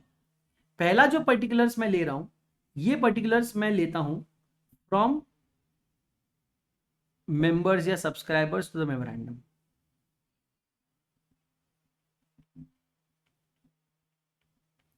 मुझे आप लोग ये फॉलोइंग इंफॉर्मेशन दे दो, आपका नेम, सरनेम, फैमिली नेम, है ना, आपका address, mobile, email, proof of residence, proof of identity, है ना, आधार, पासपोर्ट, सब यहाँ पे आ जाएगा। आपका रेसिडेंशियल स्टेटस क्या है, रेसिडेंट है, नॉन रेसिडेंट है। अगर आप कंपनी है तो कंपनी का जो बंदा है, ये फाइनल इंटर में है वैसे, यहाँ इतना डिटेल आपको नहीं है, लेकिन फिर भी आपके बाकी बेसिक डिटेल्स, अगर आप कंपनी या कोई अदर फॉर्म ऑफ ऑर्गेनाइजेशन है तो आपके उनके भी बेसिक डिटेल्स, कंपनी का नाम, उसके डायरेक्टर्स, मेंबर्स, कंपनी को रिप्रेजेंट कर कौन कर रहा है, वो सारी डिटेल्स हम यहाँ से लेंगे। इसके बाद है स्टेप नंबर 6, ये भी पर्टिकुलर्स है ना, और यहां पर हम ये पर्टिकुलर्स लेते हैं फर्स्ट डायरेक्टर्स से। अब आप यहां पर नोटिस करना, हम डायरेक्टर से भी वही सारी इंफॉर्मेशन मांग रहे हैं जो हमने इन किन से मांगी थी, जो हमने इनसे मांगी थी। ठीक है, लेकिन यहां पे इन लोगों से एक चीज हम एडिशनल मांगते हैं और वह है directors identification number. Directors identification number, ये भी मैंडेटरी होता है। अगर आप कोई कंपनी बनाना चाहते हो और उसके डायरेक्टर बनना चाहते हो तो आपको डायरेक्टर्स आइडेंटिफिकेशन नंबर होना जरूरी है। जैसे मेरे पास इनकम टैक्स भरने के लिए पैन कार्ड होना जरूरी है, बिकॉज मेरे पैन कार्ड से मेरा सारा इनकम और मेरा सारा डेटा एक कलेक्ट होता है। वैसे ही एक कंपनी बनाने के लिए आपको डायरेक्टर्स आइडेंटिफिकेशन नंबर चाहिए। अब मजा क्या है डायरेक्टर आइडेंटिफिकेशन नंबर का, वो भी मैं आपको बताता हूं। अगर आप ऐसे एमसीए में जाते हो, से फॉर एग्जाम्पल आप एमसीए की वेबसाइट पे जाते हो, ठीक है, ठीक, एमसीए की वेबसाइट पे जाते हो, आप फाइंड कंपनी करते हो, कंपनी, ठीक है।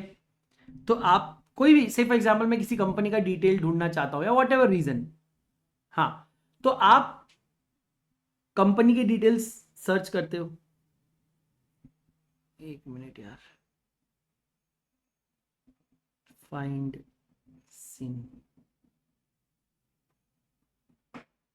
ठीक है। मैं यहाँ पे contents Reliance industries limited search,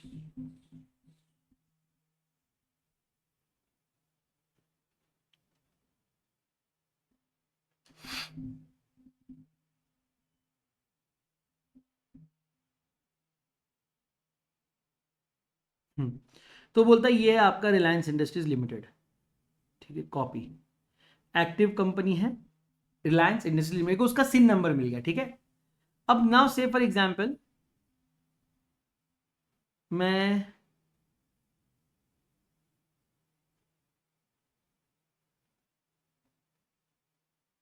master data का है,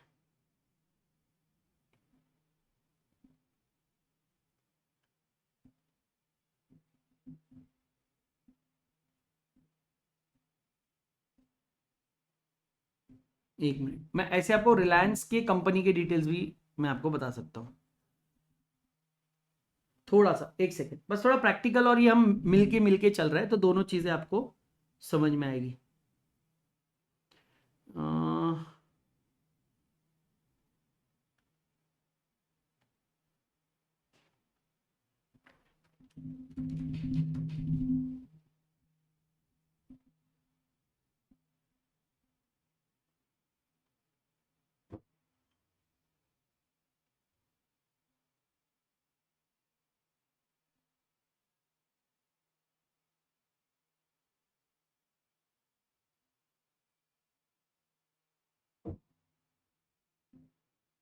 ये मैथ्स का ना इनका इतना लफड़ा है ना, मैं आपको क्या होता है, देखो अब यहां पर मैं आ गया, एक काम करो ना भाई, तू हमारा मैथ्स का टीचर ही बन जा, हर चीज में क्या कैप्चा कर रहा है पागल जैसे। हाँ, ये आ गई अब कंपनी डिटेल्स। अब मैं किसी भी कंपनी के सिन नंबर अगर मुझे मिल जाए, जो कि ऑनलाइन मैंने अभी आपके सामने निकाला, मैं उस कंपनी के सभी डिटेल्स देख सकता हूँ। ये इंटर में जब मैं आपको पढ़ाऊंगा, मैं आपको ना ये सारी चीजें डिटेल में समझाऊंगा। ये जो यहाँ पे लिखी है ना, अब इसमें से आप कुछ चीजें देख सकते हो, जैसे कि कंपनी का सिन नंबर क्या है। सिन नंबर याद रखना, इसके बारे में आगे मैं आपको पढ़ाऊंगा। कंपनी का नाम देखो, रिलायंस इंडस्ट्रीज। आप देखो कंपनी का डोमिसाइल दिख गया कि आरओसी मुंबई, यानी कि ये महाराष्ट्र मुंबई में बनी हुई कंपनी है। आपको डेट ऑफ इनकॉर्पोरेशन दिख गया 1973, आपको ईमेल आईडी मिल गई, उनका एड्रेस मिल गया, आप जाके बात करना चाहो कर लेना। क्या ये कंपनी लिस्टेड है? हाँ। क्या ये कंपनी लिमिटेड बाय शेयर्स है? हाँ। क्या ये नॉन गवर्नमेंट कंपनी है? हाँ। क्या ये पब्लिक कंपनी है? हाँ। इसका ऑथराइज कैपिटल कितना है सर? 15,000 करोड़ का ऑथराइज कैपिटल है। गिन लो जीरो, गिन लो जीरो कितना है। और इनका पेड अप शेयर कैपिटल कितना है, ये भी आप यहां पे देख लो। Last date of AGM sir, अभी अभी अगस्त 2024 में एजीएम हुई थी, 31 मार्च 2024 का बैलेंस शीट अवेलेबल है। आरओसी मुंबई है, वेस्टर्न रीजन के अंदर ही आती है। देखो ये कंपनी के सभी बेसिक डिटेल्स मेरे को यहाँ पे मिल गए। अब कंपनी ने कितना कितना लोन लेके रखा है, किससे लोन लेके रखा, फॉर एग्जाम्पल एक्सिस से उन्होंने ये 2000 करोड़ का लोन लेके रखा हुआ है। 2000 करोड़ ही है ना,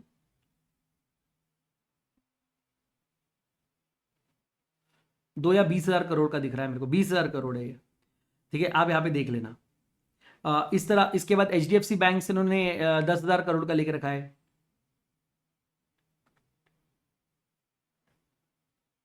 हाँ, नहीं 1,000 करोड़ से, ये 1,000 है और ये 20,000 है बराबर, ये 1,000 करोड़ से। तो इस तरह से आप एसबीआई से लोन लेके रख, किन लोगों से कितना लोन लेके रखा है, वो सारी डिटेल्स आपको समझ में आ जाएंगी। अब आता है जो मेन काम मैं आपको दिखाने आया था, वो है कि who are the directors of the company. तो बोलता है हीतल रसिकलाल मेसवानी है, सुमित बनर्जी है, लेकिन आपको ये सारे नाम नहीं पता होंगे। लेकिन क्या आपको 6 नंबर पे बैठा ये नाम आपको जानते हो आप? मुकेश धीरूभाई अंबानी। आप कह रहे हो कि सर मुकेश अंबानी जो है वो मैनेजिंग डायरेक्टर है कंपनी के, और आप देखना यहाँ पे मुकेश अंबानी का आपको जो है ना डिन नंबर मिल गया। अब मुकेश अंबानी का डिन नंबर जान के आप क्या करोगे? देखो यहाँ पे ईशा अंबानी, आकाश अंबानी, अनंत अंबानी का भी नाम है एज अ डायरेक्टर्स, ठीक है। जब आप मुकेश अंबानी के डिन पे क्लिक करते हो, ठीक है। अब आपको पता चलता है कि मुकेश अंबानी के, देखो जैसे अपने आधार, अपना जो पैन कार्ड है, पैन कार्ड पे कैसे आपकी सारी इनकम पता चल जाती है मेरे को कि आपने कहां कहां से कौन सी इनकम कमाई है, बराबर ना, मेरे को पता चलती है।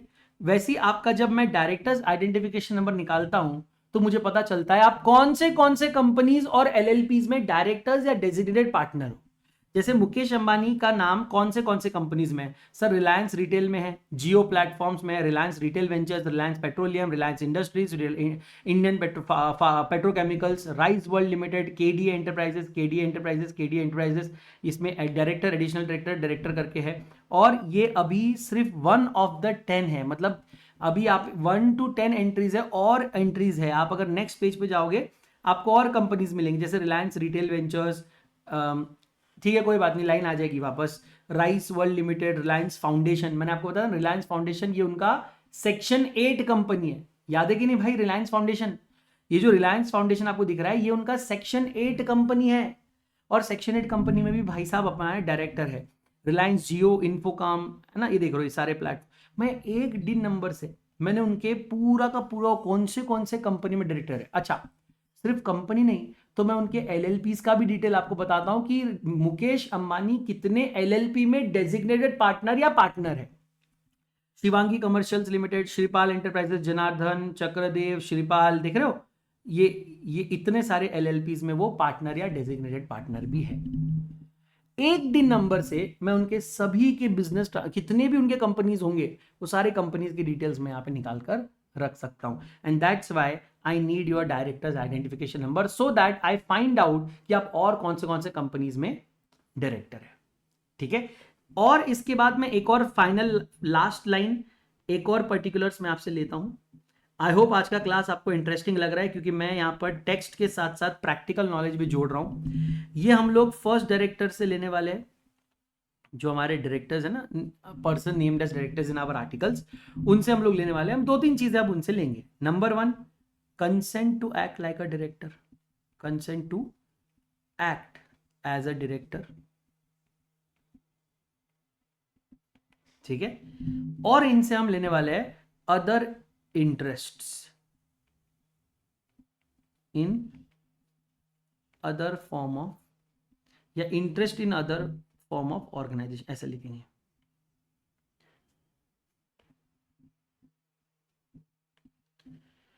interest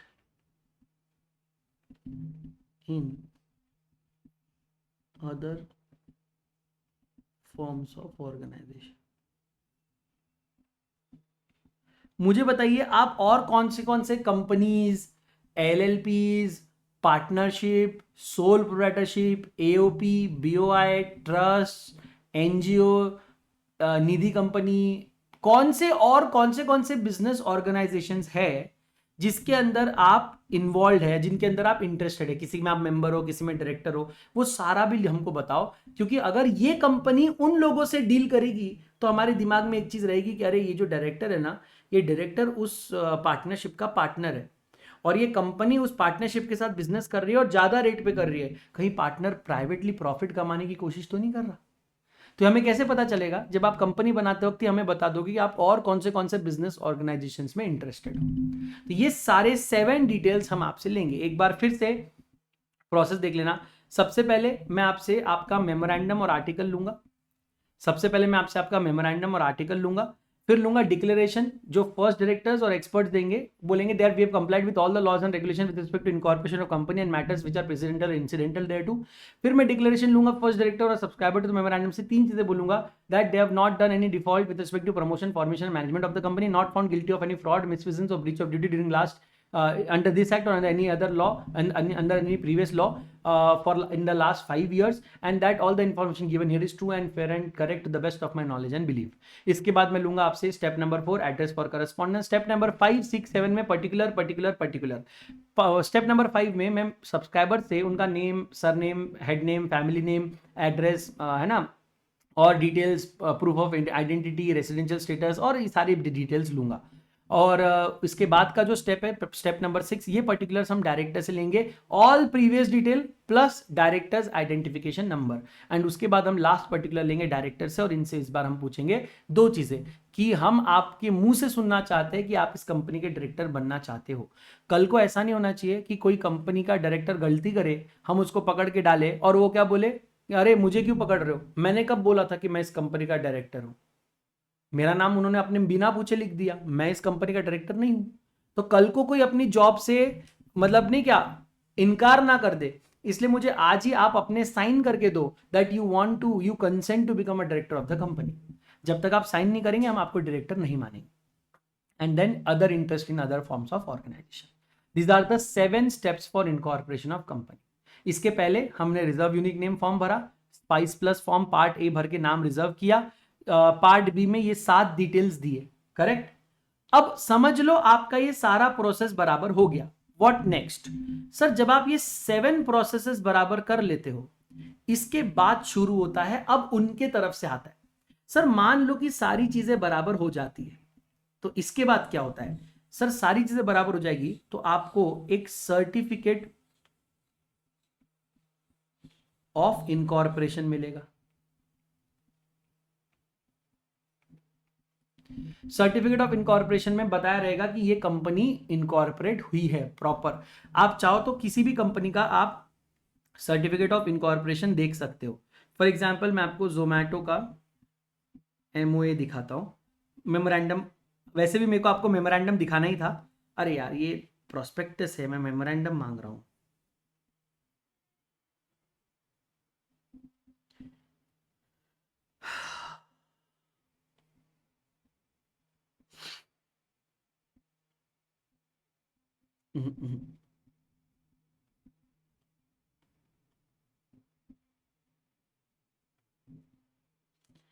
किसी भी कंपनी का देख सकते हैं वैसे।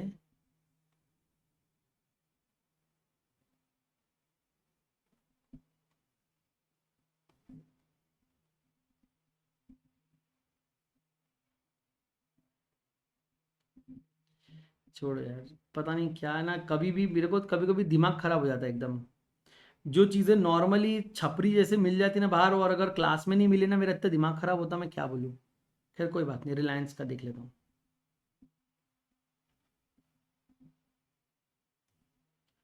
हाँ मतलब रखो ना भाई, क्लियरली हर कंपनी के वेबसाइट पे रखना पड़ता है, फालतूगिरी है ये। अब ये भी देखो सिर्फ मेमोरेंडम है।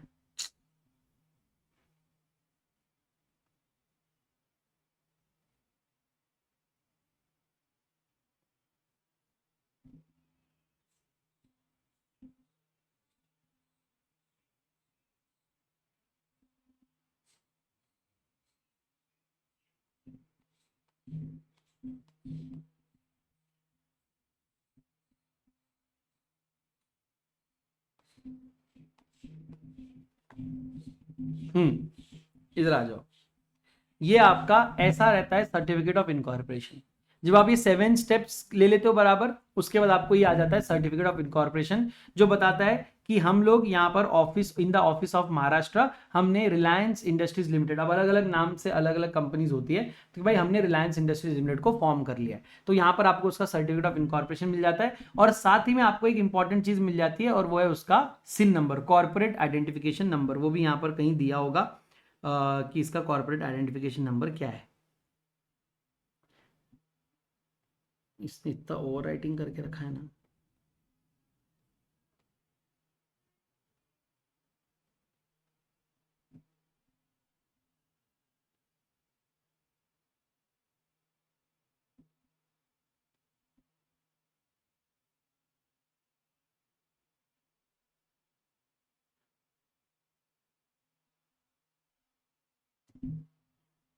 वो तो अभी मैंने आपको बताया ना, रिलायंस का सिन नंबर तो मैंने आपको बताया है, यहीं पे लिखा हुआ है ना। तो आपको इसी के साथ रिलायंस इंडस्ट्रीज का ये देखो, ये है सिन नंबर, दिख रहा है। एल स्टैंड्स फॉर लिस्टेड, उसके बाद कुछ नंबर्स है। M H stands for Maharashtra, 1973 stands for year of incorporation, PL stands for public limited, PLC stands for public limited company, ठीक है। तो ये आप कोई भी नंबर देखोगे तो उसमें आपको पता चलता है। फॉर एग्जाम्पल ये एल मतलब लिस्टेड, ये यू मतलब अनलिस्टेड, ठीक है। ये जीजे मतलब ये गुजरात में बना है 1969 को, ये पब्लिक लिमिटेड कंपनी है। ये एमएच मतलब महाराष्ट्र में बना है 2008 में, ये भी पब्लिक लिमिटेड कंपनी है। नीचे वाला जो है ये अनलिस्टेड है लेकिन ये प्राइवेट कंपनी है, महाराष्ट्र में 2005 में बना है। तो आप सिन नंबर देख के देखो कितनी सारी चीजें बता सकते हो। ये भी आप इंटर में आपको पढ़ाऊंगा, सिन नंबर का ब्रेकअप भी आपको बताऊंगा। तो आपको इसके साथ साथ सर्टिफिकेट के साथ साथ मिल जाता है एक CIN number. CIN number stands for corporate identification. I hope आप लोग ये सारी चीजें लिख रहे थे, नहीं तो आपको क्लास वापस रोक के लिखनी चाहिए सारी चीजें। अब सिन नंबर से आप उस कंपनी के सभी डिटेल्स निकाल सकते हो। मैंने आपको यहां निकाल के बताया। आप किसी भी कंपनी के सिन नंबर पे क्लिक करोगे ना, ये रिलायंस इंडस्ट्रीज लिमिटेड के सिन नंबर पे मैंने क्लिक किया तो मेरे को यहाँ पे ये मैथ्स का मेरा ज्ञान चेक करेगा, उसको नहीं मालूम कि मेरे पास कैलकुलेटर है। अरे और वो रिलायंस के सिन नंबर पे क्लिक करने के बाद मेरे को रिलायंस की सभी इंफॉर्मेशन दे देगा। अब मैं जिस कंपनी के सिन नंबर पे क्लिक करूंगा मेरे को उस कंपनी के सभी डिटेल्स मिल जाएंगे। जैसे आपका और मेरा आधार कार्ड पैन कार्ड है, जैसे डायरेक्टर का डिन नंबर है, वैसे कंपनी का एक सिन नंबर होता है जिससे आप उस कंपनी के सभी डिटेल्स निकाल सकते हो। तो वैसा आपको सिन नंबर अलॉट हो जाता है। आपको पता है सर्टिफिकेट ऑफ इनकॉर्पोरेशन के ऊपर एक डेट लिखा होता है, ठीक है। अब मैंने आपको वो भी दिखाया। अब ये रिलायंस का सर्टिफिकेट ऑफ इनकॉर्पोरेशन आपको मैंने दिखाया था, तो आपने देखा होगा रिलायंस के सर्टिफिकेट ऑफ इनकॉर्पोरेशन के ऊपर, रिलायंस के सर्टिफिकेट ऑफ इनकॉर्पोरेशन के ऊपर उसकी डेट लिखी थी। कहाँ है भाई?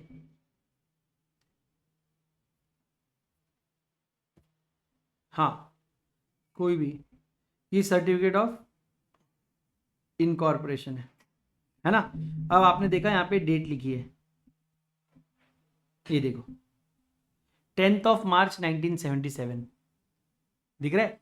ऐसे उनकी आपको डेट ऑफ इनकॉर्पोरेशन मिल जाती है, ठीक है। तो लॉ कहता है कि यहां पर आपका डेट ऑफ इनकॉर्पोरेशन आ जाता है।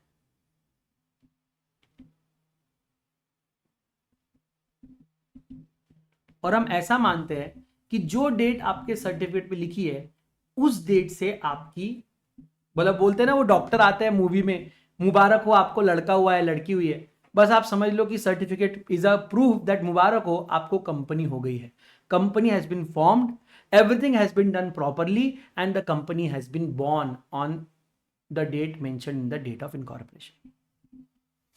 सब कुछ एकदम परफेक्ट है। आपको कहा गया है कि जो भी इनकॉर्पोरेशन के डॉक्यूमेंट्स आपके पास है, जो भी इनकॉर्पोरेशन डॉक्यूमेंट आपके पास है, आपको उसको इनकॉर्पोरेशन डॉक्यूमेंट्स जो आपने सबमिट किए टू इनकॉर्पोरेट द कंपनी, आपको उसको प्रिजर्व करना है परमानेंटली। व्हेन आई से परमानेंटली मतलब देखो कंपनी के पास परपेचुअल सक्सेशन है, members may come and members may go but the company will remain as it is. जब तक कंपनी क्लोज डाउन नहीं होती, वाउंड अप नहीं होती, तब तक आप इन डॉक्यूमेंट्स को जितना हो सके ओरिजिनल फॉर्म में ही रखेंगे। कौन से डॉक्यूमेंट? जो आपने कंपनी बनाने के लिए दिए, memorandum, article, declaration, address, particular, ये सारी इंफॉर्मेशन जो आप दे रहे हो, ये सारी इंफॉर्मेशन ओरिजिनल फॉर्मेट में आपको तब तक रखनी है जब तक ये कंपनी जिंदा है और कंपनी की लाइफ अनलिमिटेड होती है। तो आपको लिटरली हमेशा के लिए इनडेफिनेटली आपको प्रिजर्व करके रखना है। यहां तक हमारी कंपनी इनकॉर्पोरेशन की प्रोसेस कंप्लीट होती है।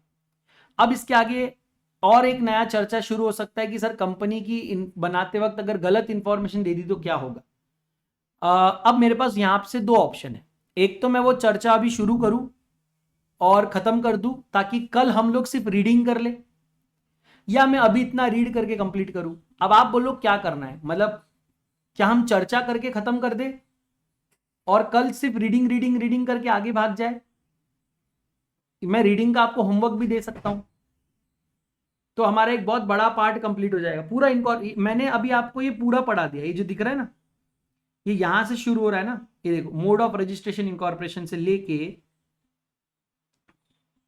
ये पूरा ये पूरा यहां से, अभी ये पार्ट मैं अभी आपको बोल रहा हूं कि ये मैं बढ़ा दूं अगर, तो हमारा ये पूरा पार्ट ही कंप्लीट हो जाए। चर्चा कर ले, मजा आ रहा है, बोर तो नहीं हो रहा है? ठीक है, तो हम चर्चा कर लेते हैं अब। ये देखो सिन नंबर अलॉटमेंट तक आ गया, मेंटेनेंस ऑफ कॉपीज आ गया। अब हम 5th पॉइंट पे जा रहे हैं, यानी कि यहां पर आएगा पॉइंट नंबर 10। सर अब कंपनी बन गई, सारी बातें हो गई, हमारा बिजनेस स्टार्ट हो गया। वो देखो बिजनेस स्टार्ट करने के लिए आगे मैं इंटरमीडिएट में और भी चीजें बताऊंगा, अभी हम बेसिक पढ़ रहे हैं। अभी इसकी इर्द गिर्द में आपको बहुत सारी चीजें बता सकता था, लेकिन मैंने अपने आप पे कंट्रोल करके आपको नहीं बताया। क्यों नहीं बताया? क्योंकि फिर इंटरमीडिएट में मजा नहीं आएगा। इंटरमीडिएट में क्या नया बताऊंगा आपको, तो मैं उसको आपको बताने वाला हूं इंटरमीडिएट में। अभी फर्ज करो कि कंपनी बनाते वक्त अगर आप गलत इंफॉर्मेशन देते हो, फॉल्स इंफॉर्मेशन गिवन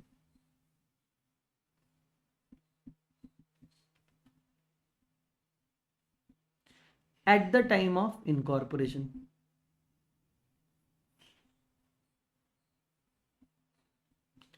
अगर हमें पता चला कि इनकॉर्पोरेशन के वक्त आपने गलत इंफॉर्मेशन दी है, तो जो पर्सन गलत इंफॉर्मेशन दे रहा है, that person will be liable under section 447।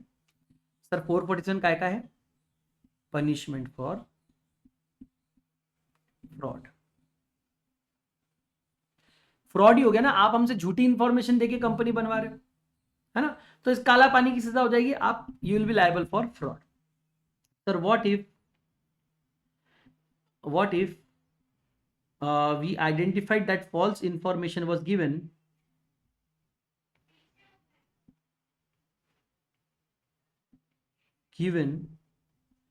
but company already incorporated?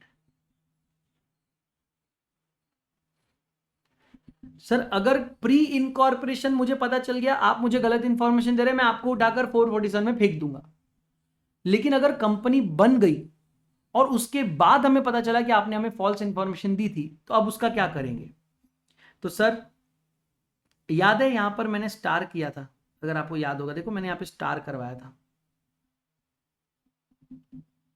आप लोगों ने क्या कसम खाई थी, क्या डिक्लेरेशन दिया था? फर्स्ट डायरेक्टर्स और सब्सक्राइबर्स टू द मेमोरेंडम ने क्या डिक्लेरेशन दिया था? That all the information given is true and fair and correct to the best of our knowledge and belief. और ये क्या पता चल रहा है हमको? ये क्या पता चल रहा है हमको? हमें पता चल रहा है कि यहां पे भले आपने कसम खाई थी कि all information given is true and fair, but हमें कंपनी बन जाने के बाद पता चल रहा है कि आपने झूठी इंफॉर्मेशन देके कंपनी बनाई है।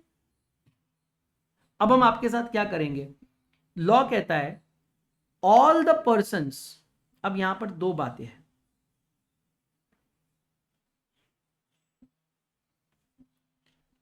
कंपनी के प्रमोटर्स, डायरेक्टर्स, सब्सक्राइबर्स और all the persons who have signed the declaration,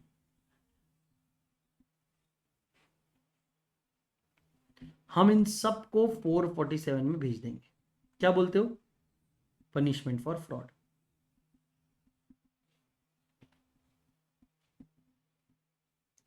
हम इन सबको उठाकर 447 में फेंक देंगे, पनिशमेंट फॉर फ्रॉड, कि भाई आपने कंपनी बना ली और हमको गलत इंफॉर्मेशन देके बना दी। मगर आपको पता है once a company is incorporated it is a separate legal entity. आप लोगों को तो जेल में डाल दोगे, what will happen with the company? Company तो बन गई है ना, तो it's a separate legal entity, वो तो एक एंटिटी बन गई है। आप लोगों को सबको डाल दो जेल में, सारे लोगों को जेल में डालने से क्या कंपनी भी जेल में चली जाएगी? नहीं, कंपनी तो वैसी पड़ी रहेगी ना। उसका क्या होगा? सो कंपनी का क्या होगा, ये ट्रिब्यूनल डिसाइड करेगा। ये ट्रिब्यूनल डिसाइड करेगा, NCLT, national corporate law tribunal, company law tribunal decide करेगा। अब ट्रिब्यूनल के पास 5 पावर्स है। Tribunal can pass such order as he may deem fit,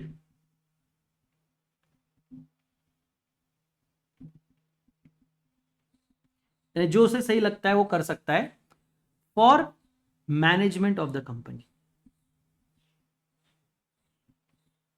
फिर वो चाहे तो उसके लिए आर्टिकल्स को अल्टर करे, मेमोरेंडम को अल्टर करे, इन झूठी इंफॉर्मेशन हटाए, चेंज ऑफ डायरेक्टर्स करे, बहुत सारी चीज जो आपको करना है करे। लेकिन ये जो फर्स्ट पावर है इसमें कंपनी बंद नहीं हो रही है, हम कंपनी को चलाने रखने के लिए डिसीजन ले रहे हैं। ट्रिब्यूनल हर मुमकिन कोशिश करेगा कि कंपनी चलती रहे, बिकॉज कंपनी में और भी लोग जुड़े होते हैं, तो कंपनी चलती रहे, फ्रॉडलेंट लोगों को बाहर कर दे।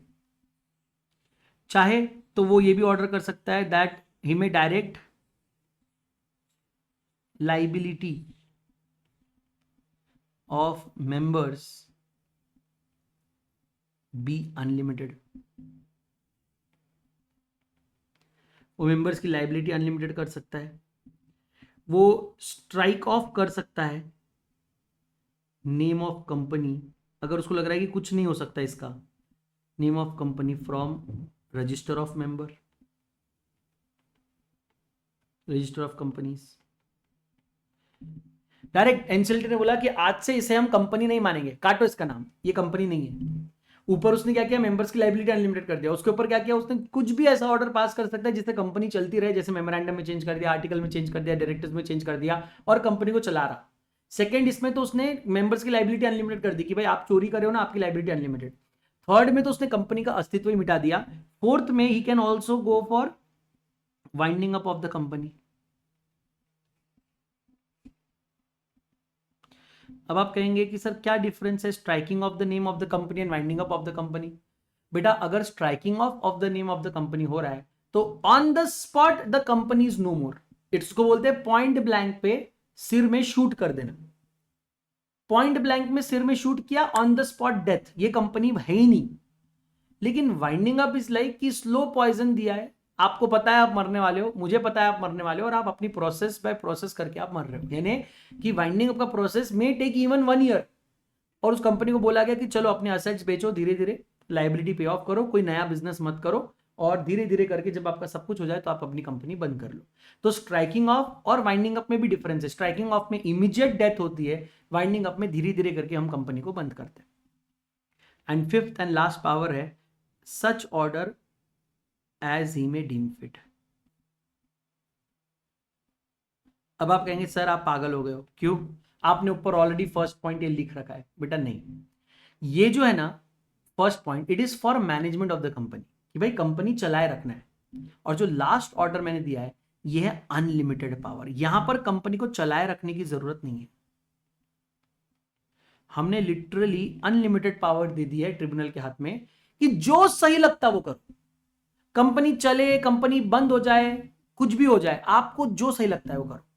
लेकिन इतनी बड़ी पावर इस्तेमाल करने से पहले प्लीज 2 चीजों का आपको ध्यान रखना है, ठीक है। Keep in mind, number 1, other transactions of the company,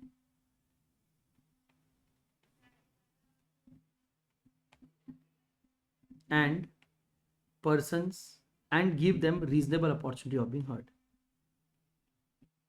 reasonable opportunity of being heard। Sir company के साथ ये सब करने से पहले आप 2 चीजों का ध्यान रखना कि भाई कंपनी के साथ और भी ट्रांजैक्शंस हुए, कंपनी के साथ एम्प्लॉयज जुड़े हुए, लेंडर्स जुड़े हुए, क्रेडिटर्स जुड़े हुए, और आप अगर कंपनी को सडनली बंद करते हो तो क्रेडिटर्स रास्ते पे आ सकते हैं, एम्प्लॉयज बेचारे रास्ते पे आ सकते हैं, उनके परिवार पे इंपैक्ट हो सकता है, और मेंबर्स, अदर मेंबर्स पे भी इंपैक्ट हो सकता है, टैक्स लाइबिलिटी पे इंपैक्ट हो सकता है, गवर्नमेंट का भी पैसा डूब सकता है, बहुत सारे लोग एक कंपनी से जुड़े होते हैं। तो सारे ट्रांजैक्शंस को मद्देनजर रखते हुए आप डिसीजन लो। And second, before taking any hard step please give reasonable opportunity of being heard to the company, company को अपना पक्ष रखने का एक मौका जरूर दो, और उसके बाद आप डिसाइड करो क्या करना है। बाकी आप कुछ भी डिसाइड कर सकते हो, क्योंकि पावर मैंने आपको अनलिमिटेड देके रखी, पावर मैंने आपको अनलिमिटेड देके रखी हुई।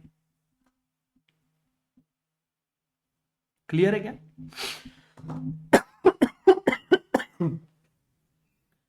And with this we have completed entire incorporation process. यहां से हमारा प्रोसेस शुरू हुआ।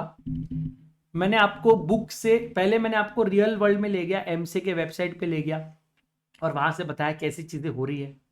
फिर वहां से मैं आपको धीरे से किताबों की दुनिया में लाया कि किताब में आपके क्या क्या लिखा हुआ है, क्या ऐसी कौन सी चीजें आपसे मंगवाई जा रही है, और ऑलमोस्ट यही चीजें हमारे रियल वर्ल्ड में भी आती है, इसमें एडिशनल चीजें हो जाती है, इससे कुछ कम नहीं होता। और कैसे हम धीरे धीरे धीरे एक एक प्रोसेस करते गए, एक एक प्रोसेस करते गए, और जब हमारी 7 स्टेप्स हो गई तो हमारी कंपनी इनकॉर्पोरेट हो गई। उसके बाद हमने डॉक्यूमेंट्स को प्रिजर्व किया, गलत इंफॉर्मेशन दी तो 447 में भेजा, कंपनी अगर बन चुकी थी तो कंपनी के साथ क्या होगा उसके भी मैंने आपको पॉइंटर्स बता दिए। इसमें एग्जाम में आने वाले बहुत सारी चीजें जैसे कि order of tribunal can come in exam, what if false information is given while incorporating company can also come in exam. तो ऐसा नहीं है कि हमने जो पढ़ाया वो एग्जाम में नहीं आएगा, बट जो मैंने पढ़ाया मैंने उसको प्रैक्टिकल थियोरी दोनों का नॉलेज मिलाकर मैंने आपको पढ़ाया। आई होप आपको आज का क्लास अच्छा लगा होगा।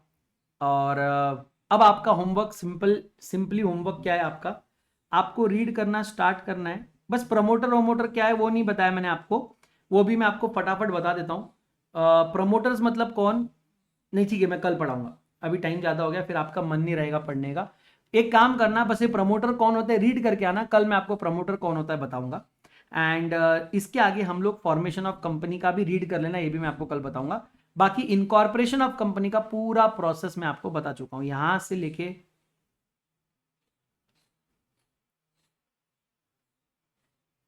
यहां तक, ये इफेक्ट ऑफ रजिस्ट्रेशन के ऊपर तक, यहां तक आप रीड करके आएंगे। ठीक है, अगर अच्छा लगा क्लास तो please don't forget to leave a good ranking. और अगर आप ये वीडियो यूट्यूब पे देख रहे हो तो जस्ट मेरा मन किया इसलिए मैंने ये वीडियो यूट्यूब पे डाला है, क्योंकि मुझे लगा कि मैंने, देखो क्या होता है ना, कभी कभी टीचर को सेटिस्फेक्शन आता है कि भाई आज मैंने पढ़ाया, भाई आज मैंने दिया नॉलेज। तो ऐसा आज के लेक्चर में मुझे ऐसा लगा कि मैंने नॉलेज दिया, मुझे मजा आया पढ़ाने में। आई होप आपको भी पढ़ने में मजा आया होगा। अगर आप लोगों ने ये लेक्चर देखा और अगर आप यूट्यूब पे देख रहे हो तो please don't forget to like comment share and subscribe. आप लोग प्यार दिखाओगे तो ऐसे मेन क्लास से जो ऐसा मजेदार मजेदार कंटेंट है मैं आपके लिए लाता रहूंगा और आपको दिखाता रहूंगा। ठीक है, thank you so much guys and girls, God bless you all, lots of love, see in the next one, bye everyone, take care, bye bye, thank you so much for your precious time and wish you all a very happy Dussehra, because Dussehra अब आने में ही है और नवरात्रि का भी अभी शुभ अंत होने वाला है। तो I hope you guys are celebrating that as well, है ना। तो कल मिलेंगे, कल रीडिंग करेंगे, थोड़ा बहुत बेसिक करेंगे और हम आगे बढ़ जाएंगे। Okay, thank you everyone, bye bye, lots of love, thank you, bye.